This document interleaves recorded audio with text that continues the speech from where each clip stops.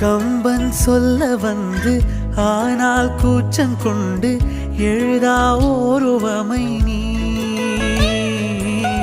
வர்ணம் சேர்க்கும் போது வர்மன் போதை கொள்ள முடியா ஓவியமும் நீ எலோரா சிற்பங்களும் மீது காதலுறும் உயிரே இல்லாத கல் கூட காமமுறும் உன் மீது காதல் கொண்ட மானுடன் தான்